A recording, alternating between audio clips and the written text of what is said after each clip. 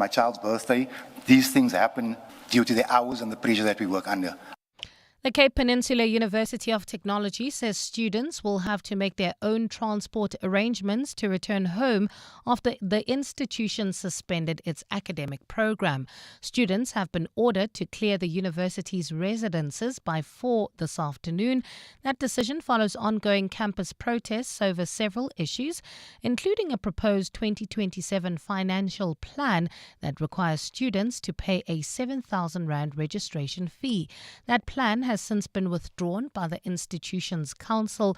CPUT spokesperson Lauren Kansley says some students have already started vacating the accommodation. Students are going to be expected to find their own way home. Many are doing that. We are dealing on a case-by-case basis if there are any special needs, and so our RES coordinators and also our heads of departments are speaking directly to students who perhaps have special cases.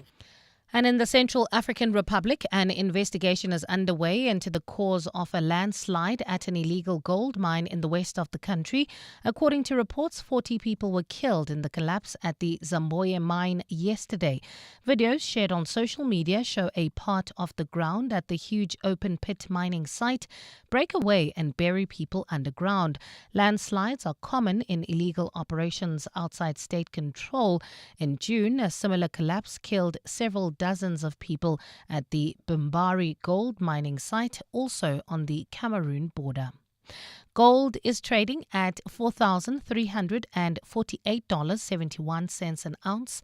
The rand is at 16.24 to the dollar, 22.01 to the pound, 18.85 to the euro, and Brent crude oil is at $91.68 a barrel. Well, in Germiston, heading towards Brakpan roadworks, still causing heavy delays. N17 eastbound between Wits Rifles and Rondapole Road. In Selby, leaving the Joburg CBD, heading towards Riverlea, traffic sluggish. M2 westbound from the Crown Interchange to Main Reef Road. And in the mother city, there's roadworks causing some delays. This is on the N1 outgoing approaching Sable Road. It's a fine afternoon in Gauteng today. Temperatures have peaked at highs of between 25 and 27 degrees, while Cape Town is partly cloudy with a moderate southeasterly wind at a high of 18 degrees. The top story in EWN, Stats SA has assured consumers they will have some relief from rising prices, with fuel expenses expected to significantly decline. EWN, in touch, in tune, and independent. For the latest, visit ewn.co.za or download the EWN app. Your rates, your services, your reality. Follow the local government elections on 702 Cape Talk and ewn.co.za. 702 on 92.7 and 106 FM. Streaming on the Prime Media Plus app and on DSTV channel 856. Lies, lies, lies. The Madlanga Commission accuses Fadil Adams of being an outright liar peddling fiction. Seems to forget a great deal too.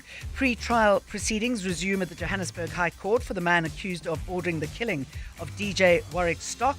We're talking staggering water issues in Joburg, how the inefficiency hits us in the pocket and how little we can do about it. The impeachment committee was expecting an update today on the advocate as evidence leader. Instead, it learned President Cyril Ramaphosa lodged a formal ejection last night against Madonsela. And the state reopens its case against Stembiso Matloze, accused of starting the Joburg fire that killed 76 people. And some good news. Consumer inflation came down to 4.3% in July. I'm Jane Dutton in for Mandy Wiener. Love to hear from you. 072 702 1702 or 072 567 1567. Walking this talk together. Every hour. Every day. This is 702. Let's walk the talk. So really heated, robust exchanges at the Madlanga Commission today. Suspended MP Fadil Adams arrives already reprimanded by Justice Madlanga for a late affidavit. And he's there to answer for allegations of police misconduct and the report he handed to IDAC implicating senior crime intelligence officers. Karinda Jagmohan, EWN reporter, is on the story. So talk us through this rather entertaining, if I can put it that way, morning. Certainly. Good day, Jane. While it was an entertaining morning for about an hour, Justice Madlanga was poking holes in Fadil Adams' excuses, his various excuses about why he submitted his affidavit at the 11th hour last week. That's something that really frustrated the commissioners because they have quite a tight schedule. So when he's supposed to come last week, he said that his laptop was malfunctioning among varying other issues, and that's why he submitted his affidavit late. But today, the commissioners that there was no really proof that his laptop was malfunctioning, and more so, Fadil Adams had told commissioners that he did not see their correspondence in October last year with notice of him to file that testimony. He claimed he hadn't seen it, and so that's why he didn't know he had to file the testimony.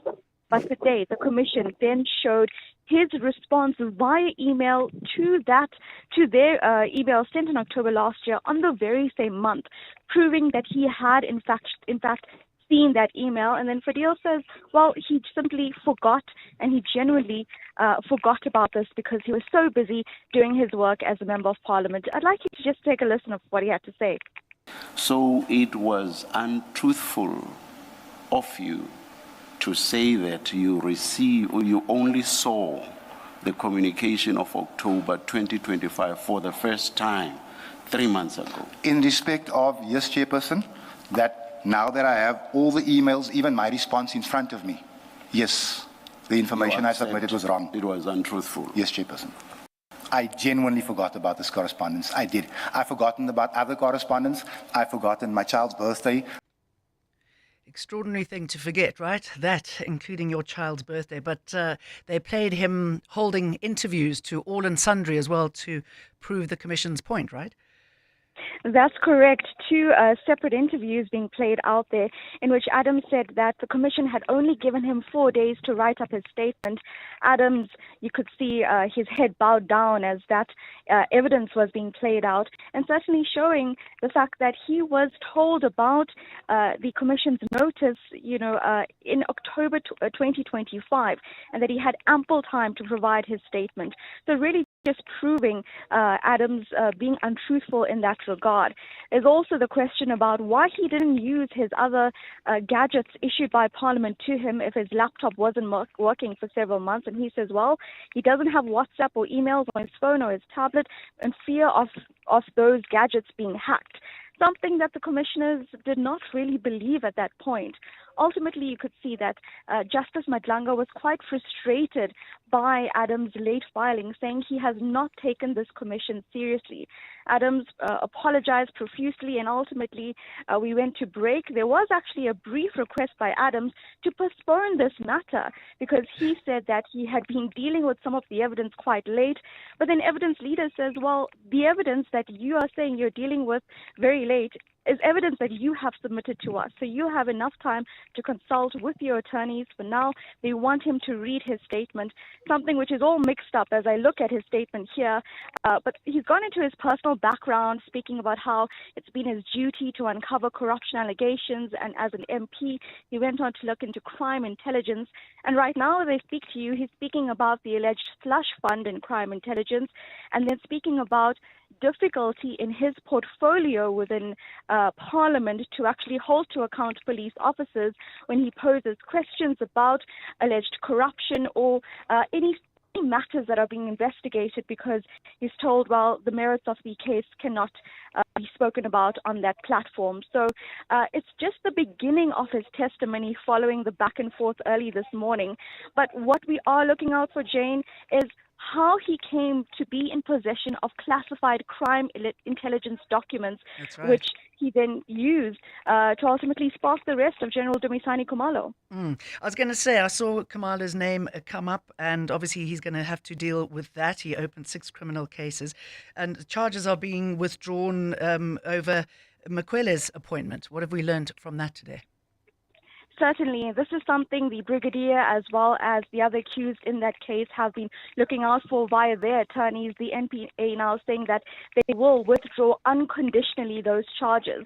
Those charges relate to the appointment of Brigadier Dineo Mokwele in the SAPS with claims that she didn't have the appropriate merits or the appropriate qualifications, but that was not true.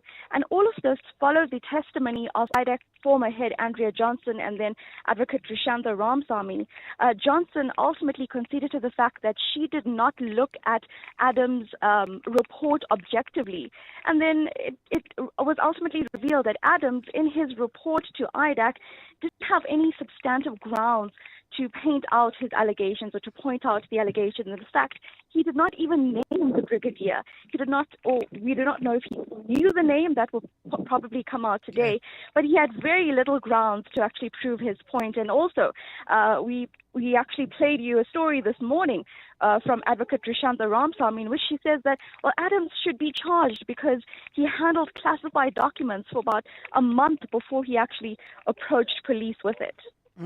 Thank you very much for that, Karinda. Tebo was saying there's nothing entertaining about an MP lying under oath, behaving like a turned 16-year-old schoolboy. It's just embarrassing, annoying, and unacceptable. I mean, it really is, isn't it? It's the audacity. You just realize this when politicians and often police operate in a vacuum, when they're above the law, they feel that they can treat the rest of us like that. Let us listen in. Let's dip into the Madlanga Commission and hear what's been said.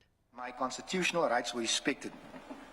Correspondence was accordingly addressed to senior officials within the SAP seeking clarity concerning the reported warrant and requesting engagement with my legal representatives. I expressly indicated that should a lawful warrant exist, I was prepared to present myself through appropriate legal processes rather than necessitating an operational arrest. Please see Annexure FAA7. The response that followed and the subsequent execution of the warrant are dealt with in greater detail later in the statement. My first concern was that when I am in Parliament or when I'm participating in parliamentary oversight processes, I am protected by parliamentary privilege. My presence there recognizes me as part of a constitutional institution. The events that subsequently unfolded, including the execution of my arrest, my transportation to KZN, the attempted seizure of my property and the manner in which the investigation was conducted significantly heightened my concerns regarding the conduct of certain members of the PKTT. Those matters are not advanced as proof of institutional misconduct, but they confirmed, in my view, the execution of threats that had previously been made against me. They are described because they form part of my direct personal experience and are relevant to the issues that the Commission has been established to investigate. Upon receiving bail, I discussed with various police officers residing in the Western Cape.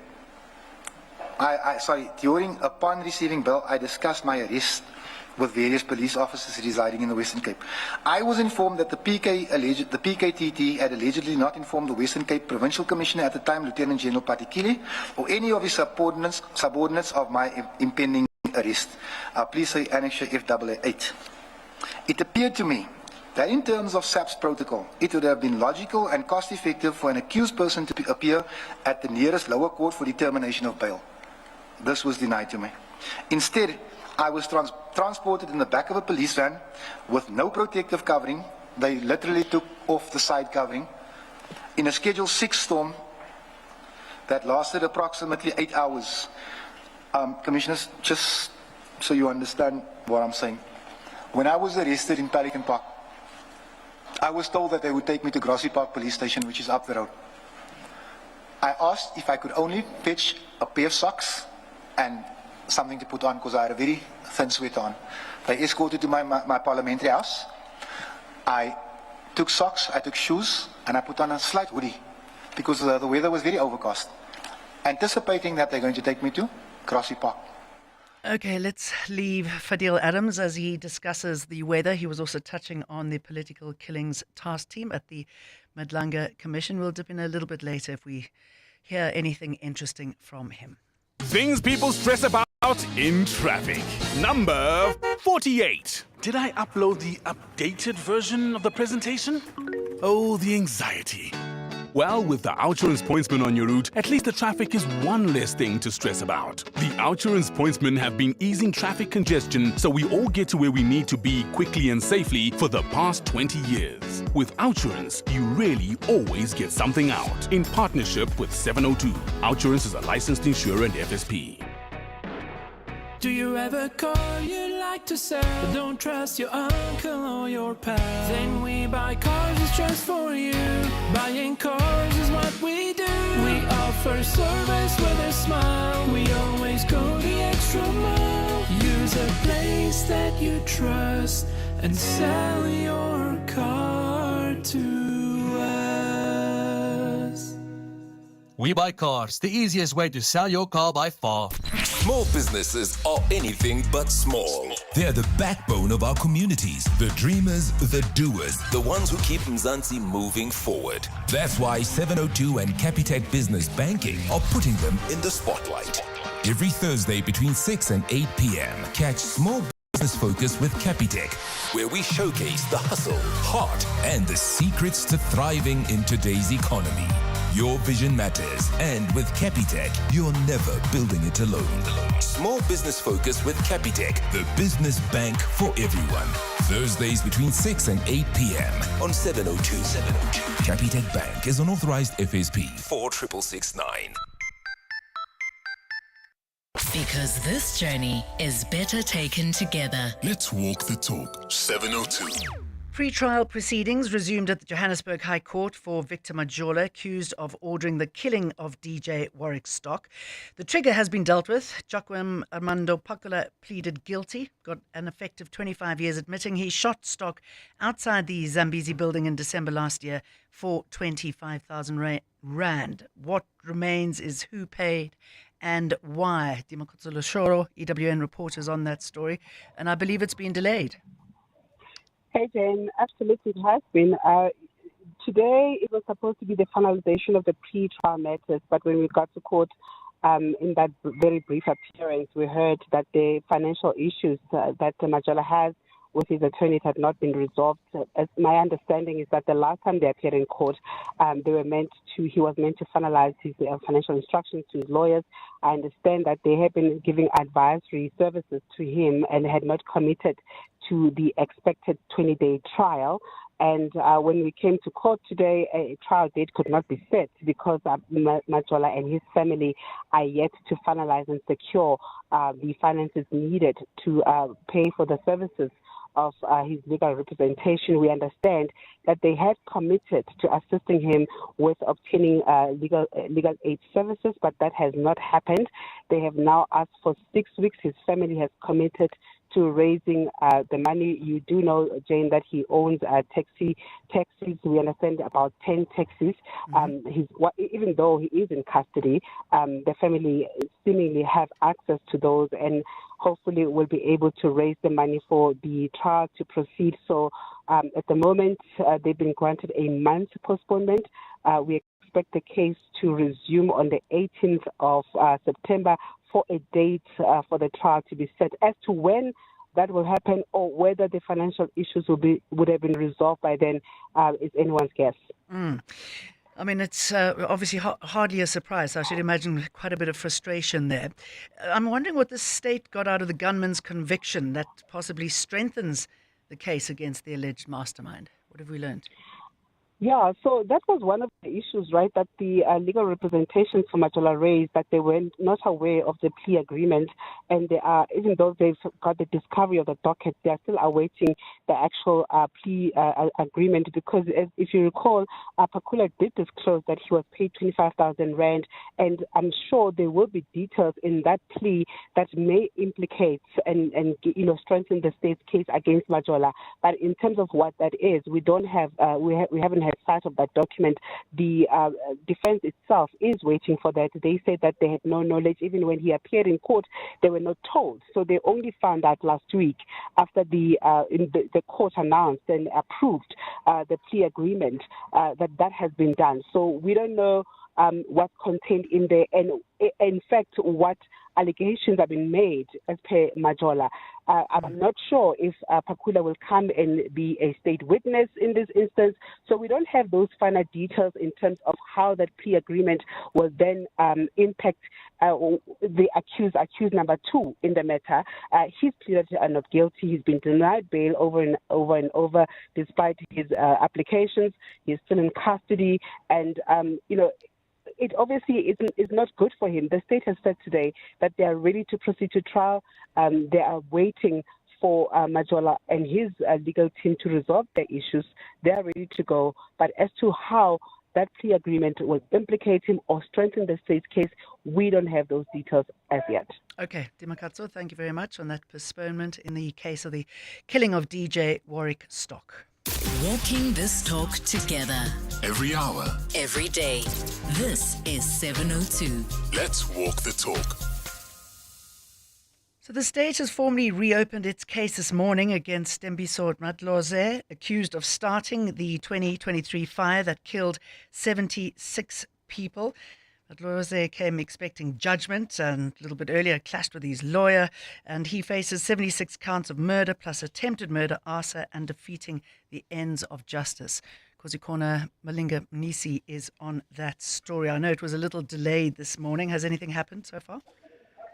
Good afternoon to you, Jane, as well as to the listeners. We were anticipating to start at around 11:30 this morning. However, that has not materialized. And the reason simply is that the presiding judge in the Usindiso building fire matter, that's Judge Kasim Musa, arguably is one of the busiest judges I would put forward, especially in the Johannesburg High Court, because he sees now trial that being of the murder of Jaden Lee Meek, and there's currently further evidence that's being by the state, in that particular matter. You'd also recall that this is the same judge also presiding over the Cat Matlala trial, which returns to court later in this month. So we essentially have not been able to proceed with the Usindiso building fire matter. However, Jane, there is assurance that it will go ahead later today. We're not sure what time that will be, but we also on Monday started pretty late when the state brought forward that application, to reopen its case as it pertains to one aspect of evidence, Jane. Tell us more about why it's been reopened and what do we know so far? It relates to discrepancies where the evidence relates to the identities of some of the victims. This is the understanding that we have. So when you look at issues around the postmortem results and the documentation thereof, and also photographs of the deceased person. So judgment has been ready, or at least Judge Kasim Musa has been ready to deliver judgment from as far back as May. However, when these discrepancies in this all-important evidence were then identified, he was not comfortable to go ahead and deliver judgment until the state could then clarify. So as I said, on Monday, the state then moved to bring a formal application to have its case reopened. But important to note, we're not starting de novo. So this matter is not starting from scratch.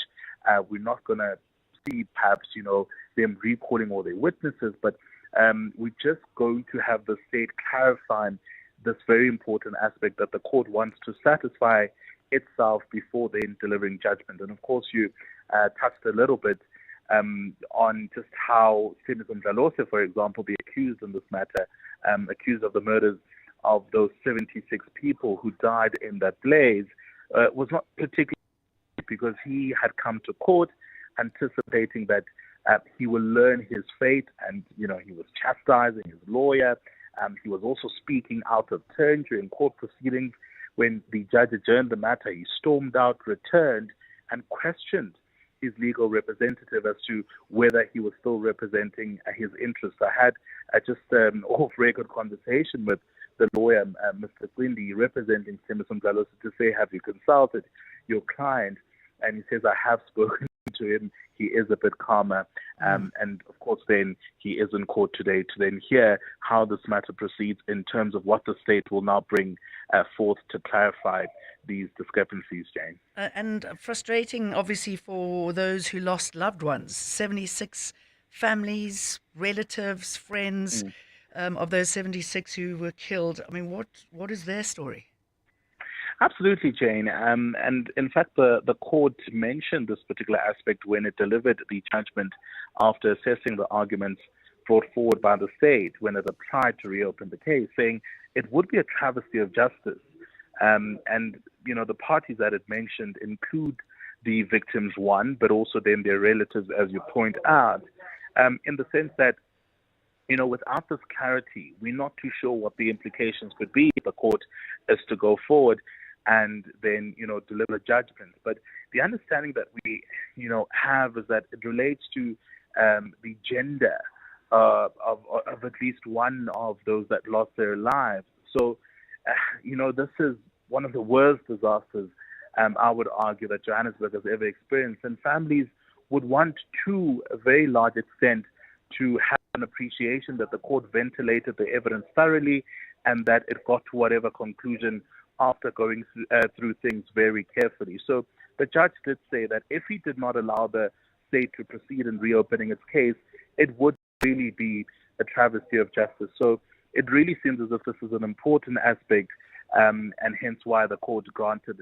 that particular application for all of those interested parties to then find some sense of closure, Jane. Okay, hopefully this will get going. As you say, the judge, very busy man. Kosikona, thank you very much for that. 12:30, time for the news headlines. Thanks, Jane. Good afternoon. Suspended Member of Parliament Fadil Adams has told the Madlanga Commission the country is at risk of becoming a criminal state due to corruption at state institutions. Adams's testimony is underway following more than an hour of debate over why he failed to file testimony on time. At the beginning of his submission today, Adams outlined his duties as an MP, including investigating corruption allegations. The Joburg High Court has granted a 4-week postponement in the matter of alleged mastermind behind the murder of popular DJ Warwick Stock. The decision has been made this morning to give Victor Majola an opportunity to secure funding for his legal representation. Majola faces charges including premeditated murder and conspiracy to commit murder after DJ Warwick was gunned down in the Joburg CBD in 2025. And in news just in, the Cape Town Regional Court has postponed judgment in the deportation case of former Masese contestant Chidima Adechina to February next year. The court has outlined it's not in a position to make a determination at this stage until the High Court has ruled on Adechina's review application. The Nigerian pageant queen has approached the High Court to review Home Affairs' decision to deport her. Well, those are the headlines. This EWN and more at 1 or as it happens. EWN Sport. Good afternoon, I'm Mawande Mateza. Former Wimbledon finalist Nick Kyrgios has been provisionally suspended from professional tennis after failing a doping test. Traces of cocaine were found in a sample that he provided at an ATP tournament in Mallorca in June. Kyrgios is banned from playing and attending tournaments pending the outcome of a tribunal that will assess his case. In a statement released on social media, Kyrgios apologized to his friends, family, fans and sponsors and accepted full responsibility for what he called a huge mistake. CSA named a youthful Proteas women's squad for their first ever T20 series against Zimbabwe next month. Laura Wolfart will lead the side that features 3 uncapped players. Spinner Luyanda Nzuza and Seamers Caitlin Weinhardt and Tabiseng Nini received their maiden call-up to the national team, while players like Faye Tunnicliffe, Annika Bosch, Ayanda Hlubi and Seshni Naidu, who missed out on the recent Women's T20 World Cup in June, have been included. And there's one match in the Betway Premiership tonight where Mamelodi Sundowns will host Marumo Gallants. Sundowns are unbeaten so far in the league this season following a win at TS Galaxy and a draw against Kaizer Chiefs, while Gallants remained winless. Ahead of the game, Sundowns defender Grant Kekana has brushed off criticism that their team has not started the season in the best of form. If you looked at the way we played against Kaizer Chiefs, I think we dominated the ball. So we're still Mamelodi Sundowns, we're still the African champions, and sometimes we're not going to start the season, sprinting 100 miles an hour. It's a build-up for us. There's a lot of positives that we can take from the games that we played. Kickoff in that game is at 7:30. Mawande Mateza, Eyewitness News Sport. EWN Traffic. Well, at this stage in Germiston, heading towards Brakpan, we have those roadworks slowing down traffic. N17 eastbound between Wits Rifles and Rondebold Road, while in the mother city. Look out for that as a vehicle on fire on Okapseweg. This is approaching Silver Mine. There's also roadworks causing some delays. N1 outgoing. This is heading towards Sable Road. Roadworks also slowing down traffic. R300 southbound in the right lane. This is heading towards Hindle Road. If you come across any other traffic issues, kindly WhatsApp us on 072-702-1702. There's more EWN on air, online, and on the EWN app. Durban is ready. Southern Africa is coming together. This August, South Africa proudly hosts the 46th SADC Summit in Durban, bringing together leaders united by a shared vision of regional cooperation, industrialization, economic integration, and sustainable development. When we work as one, trade flourishes, investment grows, jobs are created, and families enjoy opportunities. The 46th SADC Summit, one region, one people, one vision, shared prosperity. You hear that? That's the sound of business execution finally visible. No more chasing people and reports, no more disconnected systems, no more guessing if our business is performing or not. iStratGo connects strategy, people, performance, and day-to-day work into one clear software platform, so leaders can see what's working, what's not, and where to focus. Because when execution is visible, everything runs better. Book a demo on istratgo.com. ISTRATGO.com. Uncertainty is rising, but your business still has to deliver. Production targets need to be met. And when your workforce is out of balance, the cost is immediate. Too many employees? Costs climb. Too few? Productivity drops. Workforce staffing helps businesses stay in control with flexible workforce solutions, deployed within 48 hours nationwide. When demand changes, your workforce can change with it. Visit workforcestaffing.co.za. Stay productive, stay flexible, stay in control. Because this journey is better taken together. Let's walk the talk. 702. Good afternoon, Jane Dunton. Yo, that Fadil Adams, that guy is Messiah. He's a Messiah. You know, he's lying all the way, and when evidence is brought in his face, and then he even forgets his kispete. The party, they must just remove him. That guy has zero self-respect, zero integrity. He does not belong to be a member of parliament. How did they choose him? What criteria did they use? This is so embarrassing, eh? And I promise you, if those parliament technicians can produce a report, he's going to say, oh, no. He's going to blame them because he's very good at doing that. And he's got 3 laptops. So all the laptops are malfunctioning. Why doesn't he have emails on his phone? Pato. I just want to make a comment. I just find it strange that Fadil Adams got special treatment where they still took him home to get stuff to put on.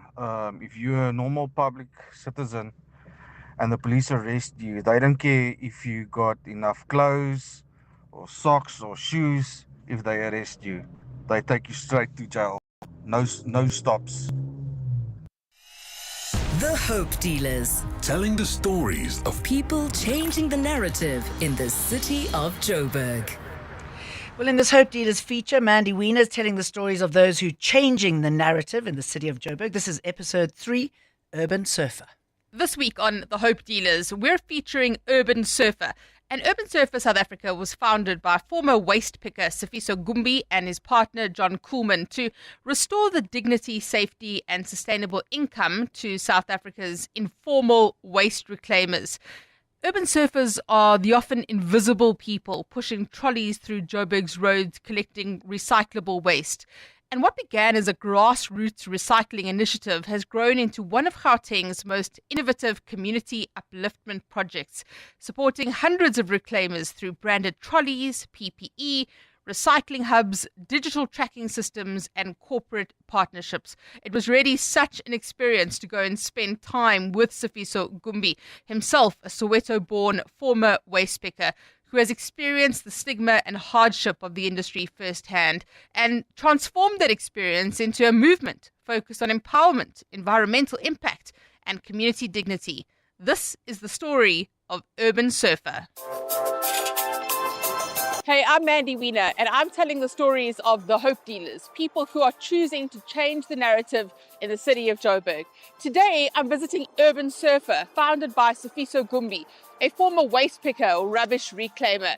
He's a personification of the circular economy, bringing redemption, dignity, and empowerment to these often invisible people.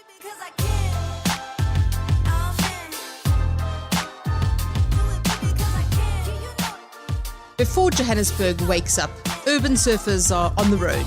Often by 4 a.m. in winter, they're dressed in blankets and beanies and pushing trolleys through the quiet streets, collecting what the rest of us throw away.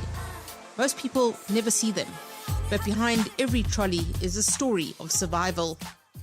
So, Sifiso, tell me the origin story of Urban Surfer. How did it begin?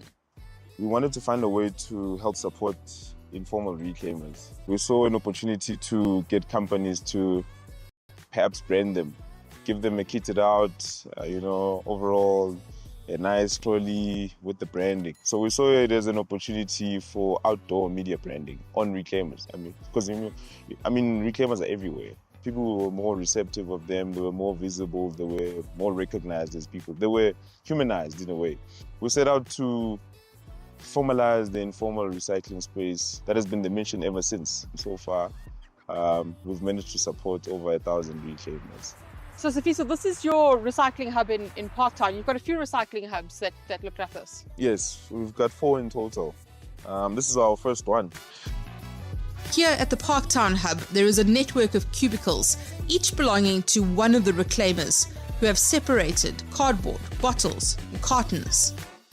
Each person has their own compartment. This is where they store their recyclables, and this is where they sort their recyclables. So once the recyclable waste has been sorted, it gets put into a bag that is pulled all the way here, where it gets processed. So we use a V8 vertical baler here on site. So the material gets stuffed in, and then this thing presses it all the way down. And that creates these over here, right? That creates this, yeah. So this is Tetra Pak over here, or liquid board packaging, and that's K4. That's the recycling term for cardboard. We load it up on the trailer, and I pull on my bakkie. We take it to the mills for recycling. So how does this relieve pressure on landfill sites? All the waste that you're seeing here on site is pulled out of people's bins. Now imagine, this alone weighs about 250 kgs. Let's say there's about 10 bays. So you're looking at 2.5 tons that could have easily went to landfill if it wasn't for the efforts of informal reclaimers. And instead it's getting recycled? It's getting recycled. And this is just boxes. The guys are doing 5 to 10 tons a week of K4 alone. How can people help reclaimers when it comes to dividing up their waste? The easiest thing to do is just separate your dry waste from your wet waste. Wet waste, that's organic waste, put it one side.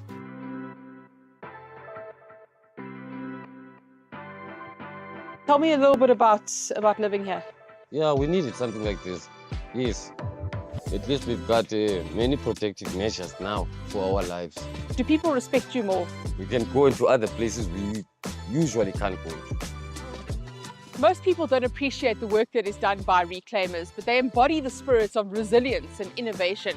And the story of Urban Surfer shows what's possible through collaboration and working with the people who are already cleaning the city to reimagine waste.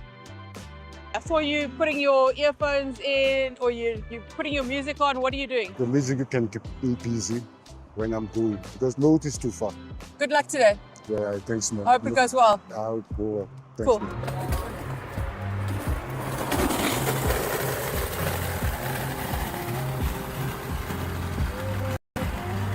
The honest truth is that you get bored from pulling a trolley, just pulling it. You start to ride it every now and then, step off, ride on it, step off, and then you start to get really good at it. It's like riding a skateboard. You use your foot to gain momentum. What about steering? How do you get direction? By like leaning? a skateboard. You see, I'm going right, and I'm going left. It's just weight distribution. And then how do you brake?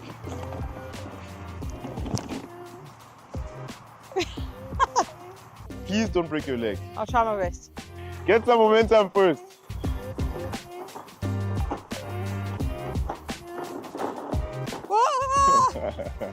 Don't hit the pothole.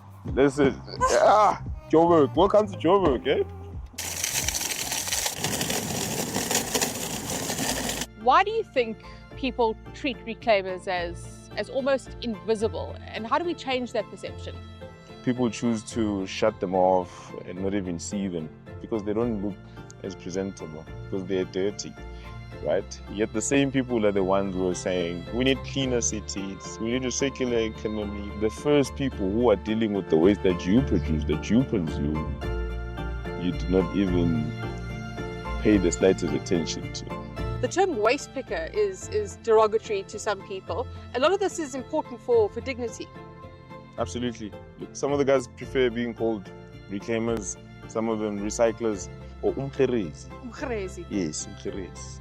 When you see a reclaimer, just say, "Sho umkherezi." Sho umkherezi. Yes. What does it mean? It's one who does the most out of nothing. Someone who makes a plan to feed himself and his family. So umkherezi, that's what umkherezi is all about. Yeah. I love that. Spending time with Sifiso and these reclaimers really shows me how true climate action can rise from the ground up. But what's more important is how redemption and dignity can make a difference to every single one of these reclaimers.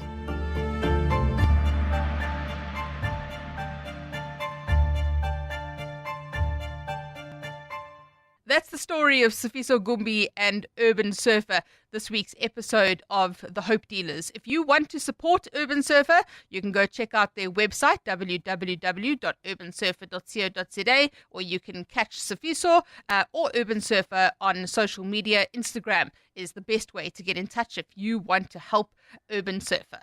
Nice one, Mandy. How lovely to hear a story, a bit of light and shade and putting faces to people that we often see in our cities and who make quite a difference. Walking this talk together. Every hour. Every day. This is 702. Let's walk the talk. So if you're in the Western Cape, for the most part, you don't have the potholes or the water issues that we have here in Joburg. My own bill climbed to 40,000 Rand. A leaking meter was identified, replaced. Then I had no water at all.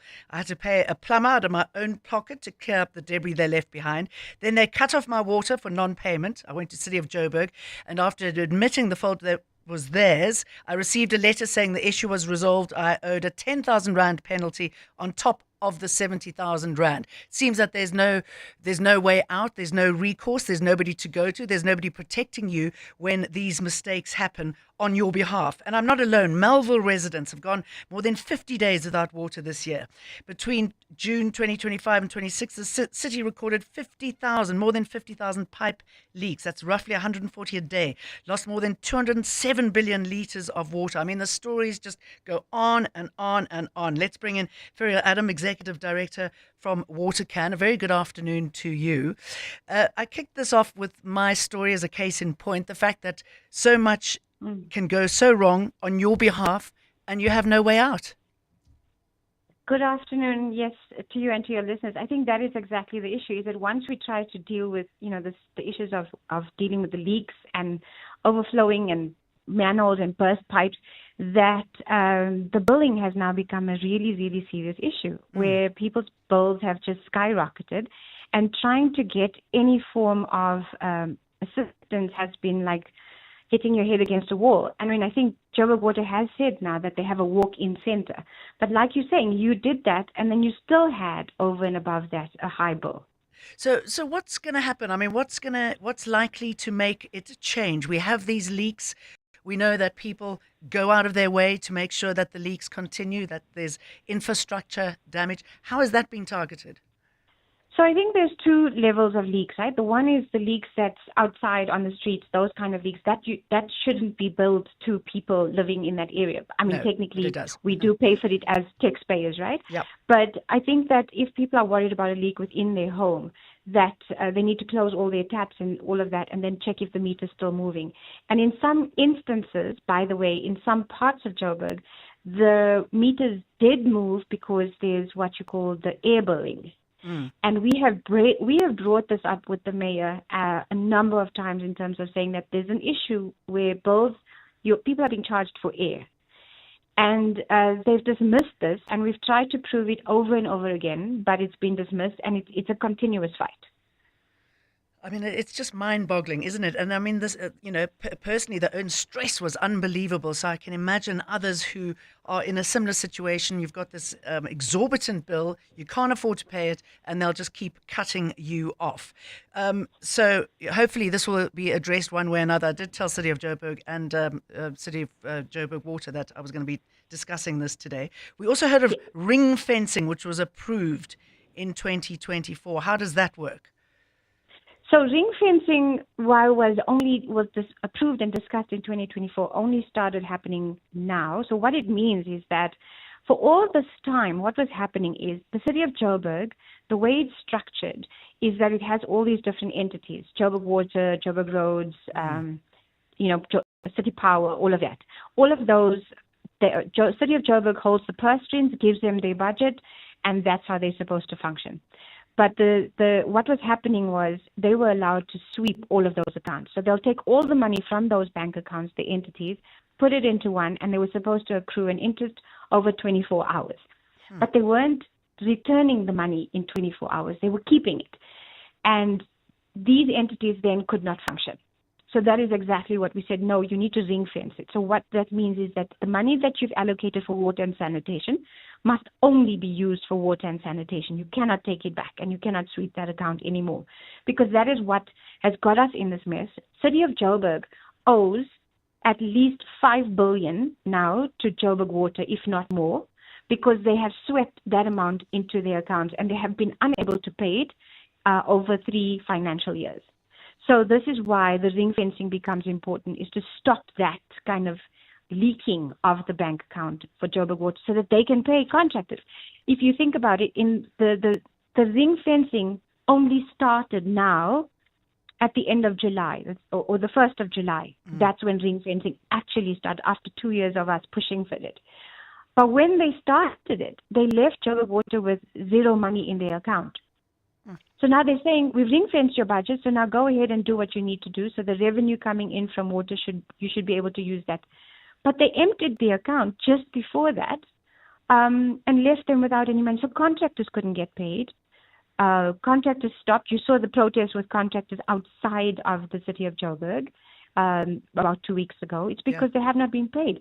The reservoirs that were supposed to have finished work now in September 2026, which is Hursthill 2, which is the real needed infrastructure in the commando system, has now been pushed to June 2027 because they have not paid contractors. That is why this ring fencing becomes so important. And also you've got residents, they build rising rates for water that never arrives, while contractors are paid to disconnect them if the money is there. It seems that there are many players, right? Too many players, and that nobody's really talking to each other in order to resolve this. And at the same time, we've got the SAHRC Commissioner Boshoff calling focusing on private tanker operations as a brazen form of corruption. That's also happening on the sidelines. That's absolutely happening. And the problem is that because there's so much of infrastructure fixing that we need, and new repairs and new buildings, that you've got now both the water mafia and the construction mafia all dipping into this whole sector. And the water mafia is no longer just the water tankers. And yes, of course, that is an issue. If you look at Tshwane, where they spent 777 million rand over 2 years on water tankers, where they could have fixed the wastewater treatment plant for about 250 million. So it shows that there's something obviously dodgy happening. But now we're seeing that it's all along the value chain, from pipes to valves to everything, that there's this mafia that's holding the city to ransom. Overwhelming, isn't it? Feral Adam, Executive Director from WaterCan, thank you for talking us through this issue that affects tens of thousands of people. Brush, stroke, paint, color, protect, and admire. From roof paint to exterior textures and interior silk, Warrior Paints has it all. The product range and stylish colors are amazing. And what's more, Warrior Paints has crush prices for incredible savings. Enjoy that good old-fashioned personal service you deserve. For price, quality, variety, and service, Warrior Paints is streets ahead. Warrior Paints, affordable, lasting luxury. Things people stress about in traffic. Number 49. What's that random warning light that keeps popping up on my car's dashboard? Oh, the mystery. Well, with the Outsurance pointsman on your route, at least the traffic is one less thing to stress about. The Outsurance pointsmen have been easing traffic congestion so we all get to where we need to be quickly and safely for the past 20 years. With Outsurance, you really always get something out. In partnership with 702, Outsurance is a licensed insurer and FSP. Everyone has their first, that life-changing moment when the music spoke to your soul and you both listened. With global icons Kamasi Washington, Angelique Kidjo, Themba Mkhize and Africa Mkhize, Ibrahim Malouf, Floetry, Manana, Internet Ati, and over 40 world-class acts. This is Jazz Reignited, the Standard Bank Joy of Jazz, 25th and 26th September. Buy your weekend pass now via Ticketmaster. Because this journey is better taken together. Let's walk the talk. 702. It was saying that even the city that works for you got a bill for 42,000 Rand for, even though the rates bill indicated that the meter had actually been read. I mean, it is a big problem. And I mean, you know, to exacerbate the problem as well, I was met with quite a bit of hostility when City of Joburg was coming to read my water. But anyway, we are going to end on a happy note, on a high, on some good news. The fact that the consumer inflation rate came down to 4.3% in July from 5.4% in June. It's definitely a sharper drop than most expected and a move back toward the middle of the Reserve Bank's 3 to 6% target range. Let's bring in Patrick Kelly from Statistics South Africa. Very good afternoon to you. It's quite nice that we can celebrate a little bit of good news, right?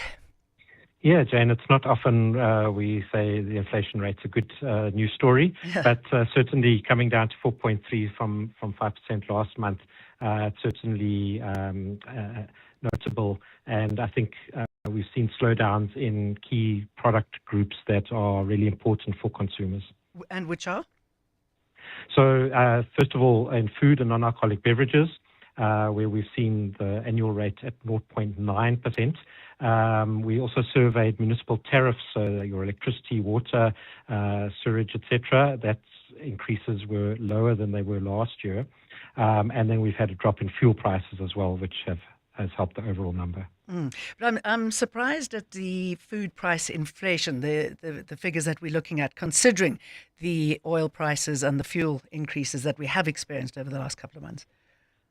Yeah, so far we've not seen any macro impact of those increases coming through into food specifically. I think we're probably being driven more by local factors. So, you know, the 0.9%, maybe just to point out, is the lowest in 16 years. So that's kind of historic. But what we are seeing is slowdowns in cereal products. So that's actually negative 2% on the year. And that includes your maize meal, what bread, pasta products, etc., are all actually negative year on year. And meat inflation, which had been very high, if you remember off the back of the foot and mouth disease epidemic we had at the end of last year, beginning of this year. And so meat inflation actually dropped to 1.5% in July from 5.1% in June. So that's really a big drop, and we are seeing negative rates of change, so actual price deflation for many beef products.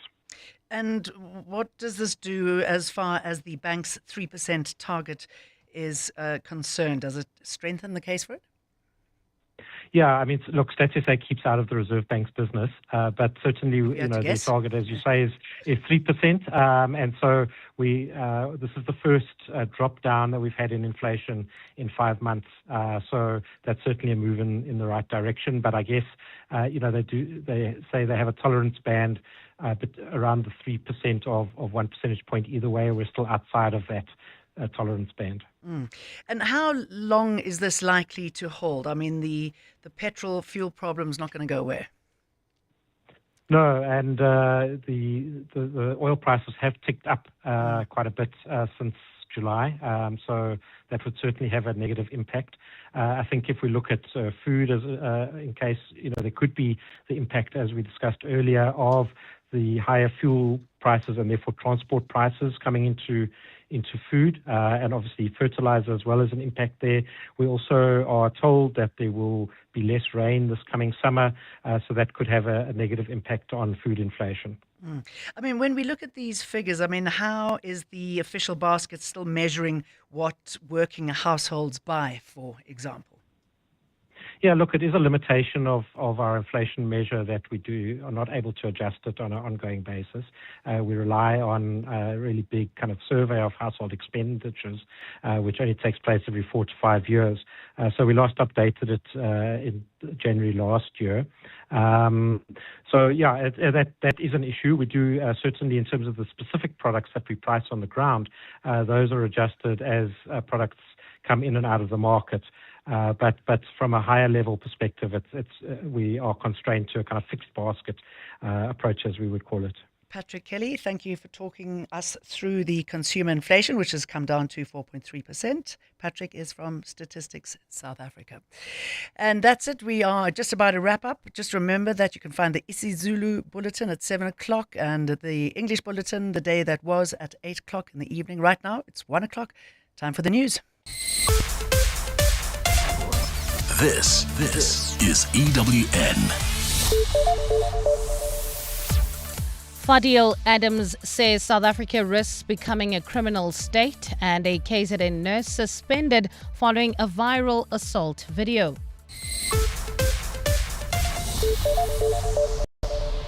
Good afternoon, I'm Bali Dlamini. Suspended member of Madlanga Commission following more than an hour of debate over why he failed to file testimony on time. At the beginning of his submission, Adams outlined his duties as an MP, including investigating corruption allegations. I regard